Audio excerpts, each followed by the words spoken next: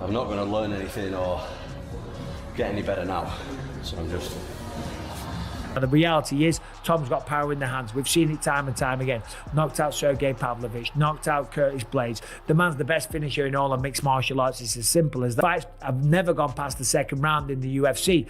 And one crack is all it takes. And one opportunity on the ground is all it takes. And we know that Tom Aspinall has lost a lot of weight coming into this one. I forget what the percentage was, but just recently it showed that his body fat percentage is down to something crazy like 6 or 7%. At heavyweight, that's insane. And you know why that is? You know why he's done that? Because he knows that Cyryl's going to be on his back. Of course, Cyryl's going to have a game plan. Of course, he's going to use the footwork. And Tom is going to have to catch him. He's going to have to be able to match the speed. I think Ciryl Gane is the far superior striker. I know people call me crazy. I do believe Ciryl Gane is the far superior striker. And if this fight stays upright, and if this fight goes past 2 rounds, Ciryl Gane is an absolute lock, in my opinion. But does it?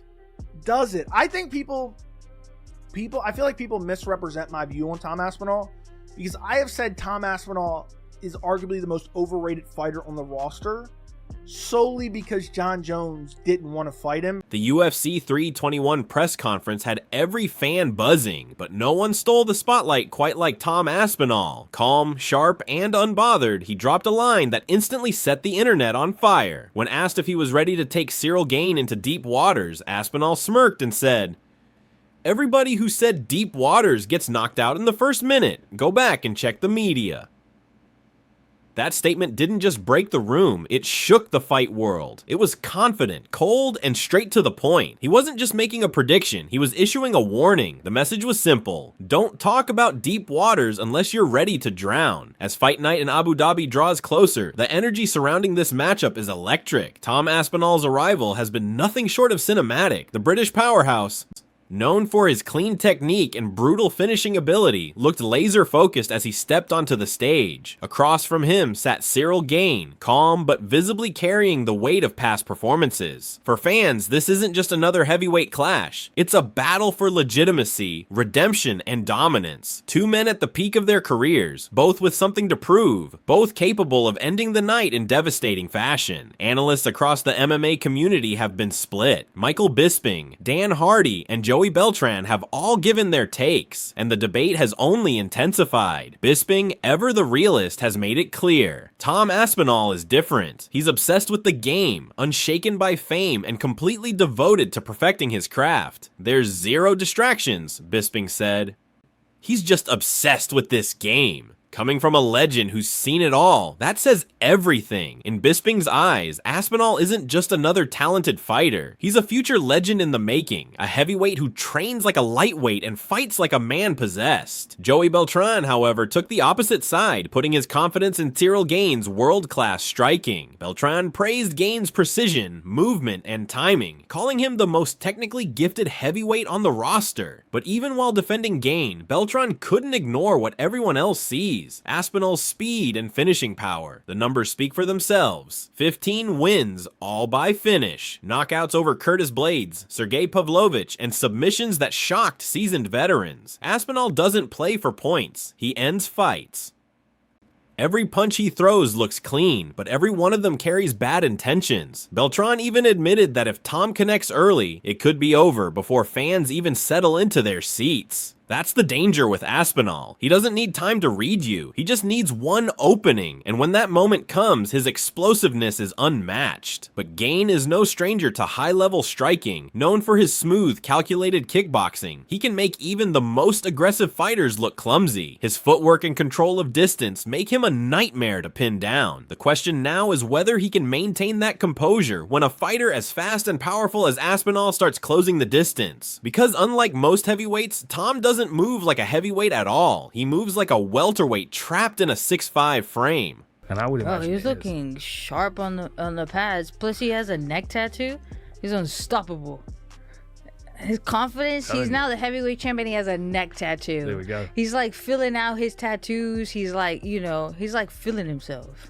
When it started, he was like, oh yeah, I don't know, I'm gonna take my time and stuff. And now He's like, John Jones, you're a duck. Yeah. You go rubber ducky thing. Comes out, gets a neck tattoo, fills out. Now he has his own gym. Like, looking good. And then he goes for a heel hook. And I'm like, oh, my God. Yeah. Why? Why'd you do that? I even if thought that when works, Marcus Davis did it to like, me. if that works in the... I remember Anytime jumping back and anybody being does like, that to me, "What'd I'm you do that like, for, thank bro?" you. I will get up and I will punch you. Yeah, What did you terrible do? idea. But it's just the fact that, like, sometimes, let's say it works in the gym, right? Let's say he subs everybody. But of course you're going to tap to a heavyweight, dropping for a heel hook. You're not going to risk to see if the technique was good before you tap. Tom is just obsessed with this game. You know what I mean? There's zero distractions. And I think that does play in a little part as well. I think we both have, there's no point even asking, I think we both have Tom winning this. I think he wins it. I think he gets the finish. The question is, if we look at the UFC rankings, is Tom Aspinall at this point a top 5 heavyweight great? Because I think when we talk about best heavyweights on the planet, obviously, best heavyweights in history. Aspinall won't be doing that. He will be strong, he will be lean, he will be fast, he will be quick, and we know he's got the technique. Can he catch Ciryl Gane? Yes, of course he can. Can he take him down? 100%. But the big question is, if Tom catches him, if he takes him down, can Ciryl get back to his feet? There's a good possibility, right? Getting back to your feet is not that hard if you put the time and effort into it, okay? You don't play the jiu-jitsu game. You don't make mistakes. You shrimp. You push up against the fence. You do a wall walk, okay? You work on your whizzer. You get your underhooks, okay? Dan Hardy offered one of the most fascinating takes leading into the fight. He pointed to Tom's evolution, not just as an athlete, but as a complete martial artist. Hardy described Aspinall's strikes as unpredictable, his angles dangerous, and his composure frightening. He praised the British fighter's discipline and adaptability, saying he's built for moments like this. Hardy even brought up how Rico Verhoeven, one of the best kickboxers in the world, praised Tom's striking as elite. That's not a small compliment. Hardy also called out Gane's occasional lapses in judgment, like his infamous heel hook attempt against Volkov, saying that kind of risk could be fatal against someone as clinical as Aspinall. The octagon leaves no room for error, Hardy said, and Gane can't afford to repeat the same mistakes. Tim Welch echoed that sentiment, highlighting Aspinall's finishing ability as one of the most dangerous in the sport. This guy's a freak show, Welch said. 15 wins, all finishes, KO or submission. Every fight ends violently. He wasn't exaggerating. Tom doesn't fight to outlast you, he fights to erase you. And yet, despite that aggression, he fights with control. That's what separates him from the rest. He knows when to explode and when to wait. His timing is surgical, and his calm under pressure is chilling. Welch said it best. He has that rare balance of patience and explosiveness that keeps opponents frozen. Even fighters like Sean O'Malley and the MMA Guru have taken notice. They've described Tom as one of the few heavyweights who breaks every stereotype: fast, fluid, and always composed.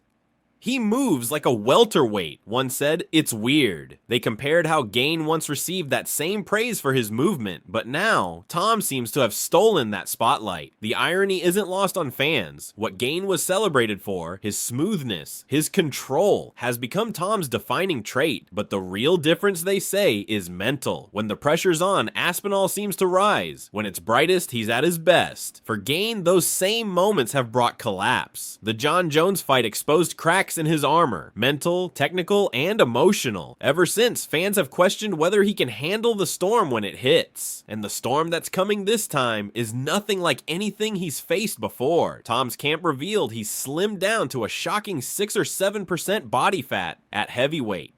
That's almost unheard of. He's preparing to move faster, chase harder, and sustain pace across rounds. He's not planning to outmuscle Gane. He's planning to outthink and outmove him. That's the kind of mindset that separates great fighters from generational ones. As one analyst said, he's built like a tank, but he moves like a sports car. Still, not everyone's convinced. Some, like Joey Beltran, call the fight closer than people think. It's damn near a coin flip, he said. Maybe 55 to 45 either way. He's right in one sense. Anything can happen in a heavyweight fight. One clean shot can flip the narrative in a second. But if we're talking momentum, confidence, and hunger, it's hard to bet against Aspinall. He's riding high, and he knows that a big win here could set up something massive, possibly even a showdown with John Jones. And that's where things get really interesting.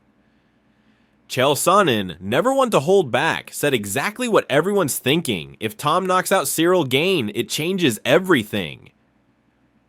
If Tom lights him up in the first round, Sonnen explained, your ability to keep Jon Jones and Tom Aspinall in separate storylines becomes impossible.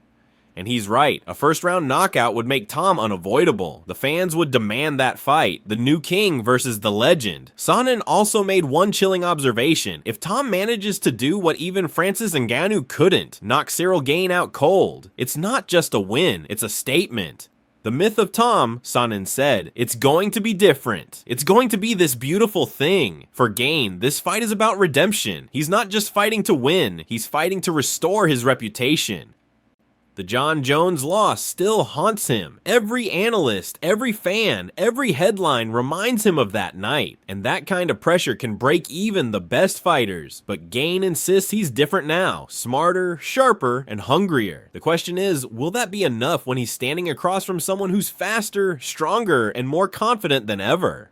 As UFC 321 approaches, the tension has reached fever pitch. Every interview, every stare down, every training clip has fueled the anticipation. Abu Dhabi is ready. The world is ready. Fans are arguing, analysts are predicting, and fighters are watching closely because everyone knows this isn't just a fight. It's a turning point for the entire heavyweight division. One punch, one mistake, one perfectly timed counter could redefine careers.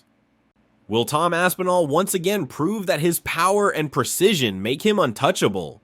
Or will Ciryl Gane find redemption and silence the critics who've written him off since that fateful night against Jones?